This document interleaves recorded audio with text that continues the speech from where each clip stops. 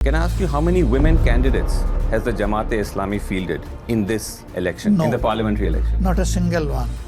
নারীরা কখনো জামায়াতের প্রধান হতে পারবেন না, এই বক্তব্য ঘিরেই নতুন করে বিতর্ক বাংলাদেশ জামায়াতে ইসলামী। আল জাজিরাকে দেয়া এক সাক্ষাৎকারে দলের আমির ডাক্তার শফিকুর রহমান স্পষ্ট ভাষায় বলেছেন, দলের সর্বোচ্চ পদ অর্থাৎ আমির হিসেবে কোনো নারী কখনো দায়িত্ব পালন করতে পারবেন না।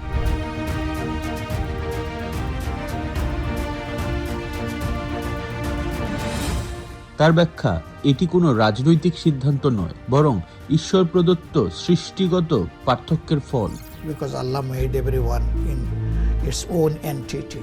What Allah made, Yes. we cannot change it. তিনি বলেন, পুরুষ ও নারীর মধ্যে কিছু দায়িত্বগত ভিন্নতা আছে, যেমন সন্তান জন্মদান ও লালন পালন, যা নেতৃত্বের ক্ষেত্রে নারীদের সীমাবদ্ধ করে তোলে।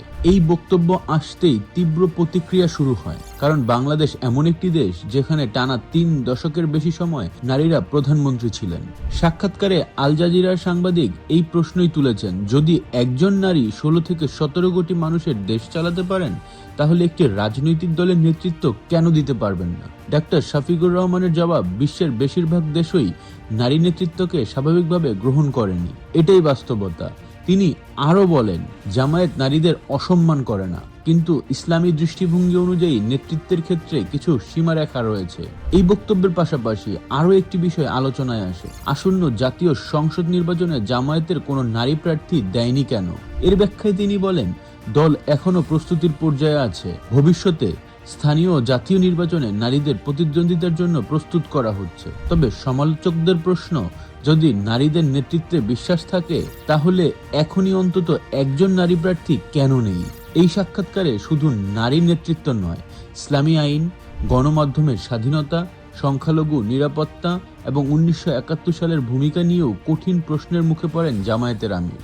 সব মিলিয়ে এই বক্তব্য আবারও স্পষ্ট করে দিয়েছে, নির্বাচনের আগে জামায়াতের রাজনৈতিক অবস্থান, বিশেষ করে নারী অধিকার ও নেতৃত্বের প্রশ্নে বাংলাদেশের রাজনীতিতে একটি বড় আলোচনার বিষয় হয়ে উঠেছে। শেষ পর্যন্ত এই অবস্থানকে জনগণ কিভাবে মূল্যায়ন করবে তার উত্তর দেবে ভোটের রাজনীতি। আপনি কিভাবে দেখছেন? নিচে কমেন্ট করে জানাবেন। ধন্যবাদ।